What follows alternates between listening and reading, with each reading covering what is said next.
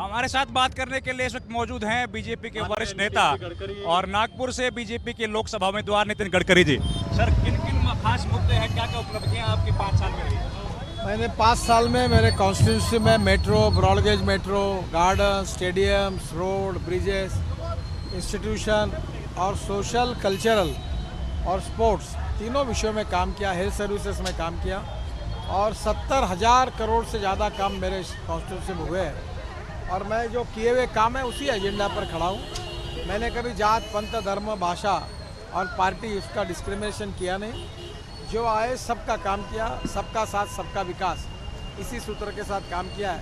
मेरा विश्वास है कि पिछले बार मैं 2,85,000 वोटों से जीता था, इस बार मैं 5 लाख वोटों से जीतूंगा। मेरा जीत निश्चित है। लेकिन सर, इस बार आपका मुकाबला आपके चेले से ही हो रहा है। नहीं, ऐसा कुछ नहीं है। वो तो ऐसा है कि हर आदमी को चुनाव लड़ने का अधिकार है। वो पहले कांग्रेस में थे, कांग्रेस छोड़कर बीजेपी। वो गर्व से कहते हैं कि मैं नितिन जी का चेला हूँ। मेरा उनको आशीर्वाद दिया मैंने, क्योंकि लोकतंत्र में चुनाव लड़ने का सबको अधिकार है। वो मेरे मित्र हैं और पहले भी थे, आगे भी रहेंगे। बाकी चुनाव की राजनीति है, उनको लड़ने का अधिकार है। मेरी शुभकामनाएं। सर, आप पहले स्वयंसेवक हैं जो नागपुर से चुनाव जीता है, इसके पहले कोई जीत नहीं पाया। तो इस बार का मुकाबला कुछ अलग है, कड़ा है, क्योंकि बीजेपी के पहले नेता थे नितिन नाना पटोले, इस बार कांग्रेस से लड़ रहे हैं। नहीं, वो नागपुर के नहीं है, वो बाहर से आए हुए हैं। हमारा दुर्भाग्य है कि कांग्रेस के पास नागपुर में कोई उम्मीदवार नहीं मिला और इसलिए यहाँ के लोग उनको नागपुर के बाहर मानते हैं और इसलिए पब्लिक को मैं 50 साल में यहाँ मैं राजनीतिक जीवन में विद्यार्थी करके जुड़ा हूँ और कम से कम मैं 50,000 लोगों से व्यक्तिगत पहचान रखता हूँ। तो मेरे लोग मुझे पहचानते हैं, मुझे समझते हैं, मैं कैसा हूँ उनको मालूम है। तो मेरा विश्वास है कि लोगों का आशीर्वाद मुझे बहुत अच्छे तरीके से मिलेगा। सर, मेट्रो का काम आपने शुरू किया और सबसे पहले 5 साल के अंदर उसको बना भी दिया, पहला फेज चालू हो गया। पहला 5 साल नहीं, ये 3-3.5 साल में हो गया है और ये मेट्रो देश की सबसे अच्छी मेट्रो है।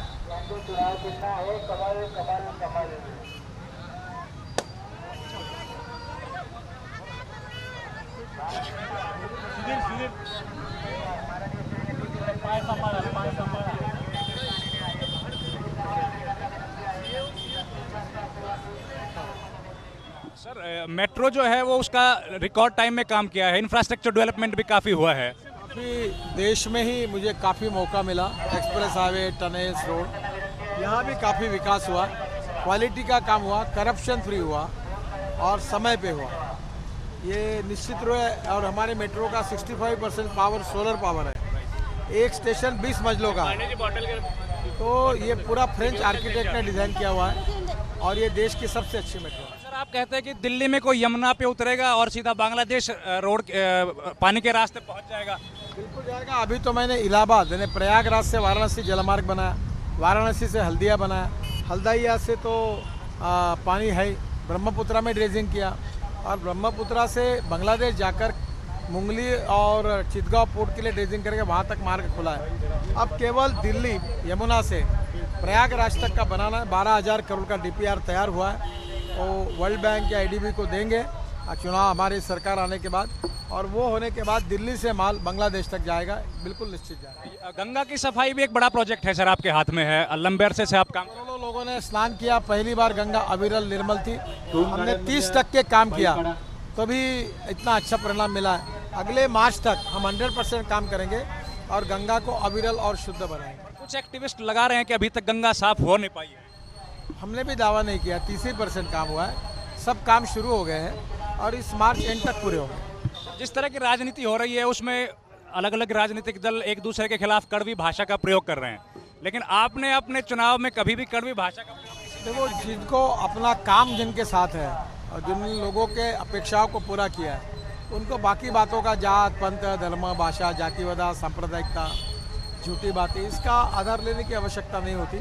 लोग मुझे समझते हैं, मेरे काम को समझते हैं और मेरे को अच्छी तरह पहचानते हैं और इसलिए मैंने ये तय किया कि मैं अपनी बात कहूँगा, बाकी बातें कुछ नहीं कहूँगा। तो सर, ये अभी पिछली बार काफ़ी अच्छी जीत मिली थी भाजपा शिवसेना को महाराष्ट्र में, इस बार लेकिन क्योंकि कांग्रेस और NCP साथ साथ चुनाव लड़ रही हैं, तो आपको लगता है कि दोबारा से वही जीत आप लोग हासिल कर पाएंगे? निश्चित रूप से हासिल कर पाएंगे।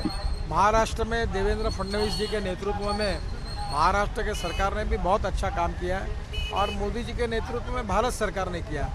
दोनों इंजन लगे हैं महाराष्ट्र को, जिससे महाराष्ट्र का बहुत विकास हुआ। तो जिस तरह राष्ट्रवाद का मामला चल रहा है सर, देश भर में राष्ट्रवाद का एक ये कोई चुनाव का मामला नहीं होता, ये हमारा आत्मा है। राष्ट्रवाद, good governance and development and Antyodaya, in 3 ideologically commitment के ऊपर ही हमारी पार्टी खड़ी है। कांग्रेस पार्टी बेरोजगार और इस तरह के मुद्दे उठा रही है सर। जो पार्टी को 70 साल राज करने का 60 साल मौका मिला, उन्होंने ना गरीबी हटाई ना बेरोजगारों को रोजगार दिया। अब अपोजिशन में गए हैं तो अब बात कर रहे हैं। बीजेपी अपना मैनिफेस्टो डिक्लेयर कर रही है सर, उसमें कई किसानों के हित के लिए बात। आज मैनिफेस्टो आएगा और मेरा विश्वास है कि देश के भविष्य को बदलने वाला मैनिफेस्टो आज देश के सामने आएगा भारतीय जनता पार्टी। कांग्रेस के मैनिफेस्टो का क्रिटिसिज्म हुआ है, 124A की बात हो या कश्मीर के मामले को लेकर के जो बात। देखो, कांग्रेस पार्टी की विश्वसनीयता ही खत्म हो गई और मुझे लगता है उनको सीरियसली लेना नहीं चाहिए और उसका कॉग्निजेंस नहीं लेना चाहिए। जनता की अदालत में उनका निकाल लग जाए। राहुल गांधी को सीरियस लेने की जरूरत नहीं है। बिल्कुल बिल्कुल नहीं। तो कांग्रेस पार्टी का आपको लगता नहीं इस चुनाव में बीजेपी से कोई मुकाबला है? नहीं, मुझे नहीं लगता कोई मुकाबला है, क्योंकि अब कांग्रेस पार्टी समाप्ति की कगार पर खड़ी है। महात्मा गांधी जी का सपना था कांग्रेस को समाप्त करो, विसर्जित करो। राहुल गांधी जी ने तय किया कि मैं सही गांधीवादी हूँ, उनका सपना मैं पूरा करूँगा। लेकिन सर संबंध तो आपके और शिवसेना के भी बीच में खराब रहे।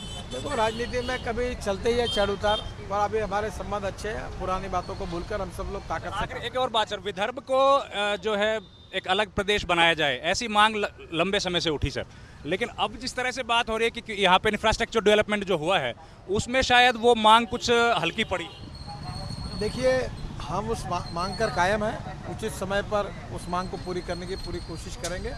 पर मेरा विश्वास है कि अभी विदर्भ का विकास बहुत तेज़ी से हो रहा है और वो काम हम करने की कोशिश कर रहे हैं। महाराष्ट्र के किसानों के बारे में भी कुछ बताइए सर। लंबे समय तक इस तरह की खबरें आती रही हैं कि महाराष्ट्र में किसान सुसाइड करते रहे। यूपीए की सरकार में बहुत लोगों ने सुसाइड किया। नीति हमने अपनाई है, इसमें 1 लाख करोड़ हमने इरिगेशन के लिए महाराष्ट्र को दिए हैं। 108 50% से जो काम हुआ ऐसे प्रोजेक्ट और 26 बड़े प्रोजेक्ट जिनका 50% ऊपर काम किया है। 25% भारत सरकार से और 75% नाबार्ड का कर्ज, ऐसा 40,000 करोड़ महाराष्ट्र को दे रहे हैं।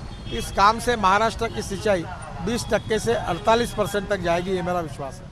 न्याय स्कीम जो है, जिसको कांग्रेस पार्टी बहुत ज़्यादा प्रचारित करने की कोशिश कर रही है, उनका कहना है कि ये टर्निंग पॉइंट होगा देश की गरीबी हटाने में। ये लोगों को मूर्ख बनाने का धंधा है। कांग्रेस की विश्वसनीयता नहीं है, क्योंकि 20 कलमी, 40 कलमी, 5 कलमी, गरीबी हटाओ, ये सब नारे कांग्रेस ने चुनाव तक सीमित रखे और प्रत्यक्ष रूप से कुछ किया नहीं, इसलिए लोगों का उनके ऊपर विश्वास नहीं। कांग्रेस गंभीर नहीं है कि गरीबी हटाने में? कांग्रेस अब समाप्ति की कगार पर है। तो आपको जीत की उम्मीद है सर सभी विदर्भ की 10 सीटों पर भी? 101%। ये थे भाजपा के वरिष्ठ नेता नितिन गडकरी जी, जिनका कहना है कि विदर्भ की 10 सीटों के साथ साथ इस बार भाजपा और शिवसेना का जो गठबंधन है वो पिछली बार से ज्यादा सीटें विदर्भ और पूरे महाराष्ट्र में जीतेगा और इस बार फिर से केंद्र में मोदी जी की सरकार बनेगी। कैमरामैन विनोद और मेरे सहयोगी रियासत अली के साथ नागपुर से रविंद्र सिंह शोरान, राज्यसभा टीवी।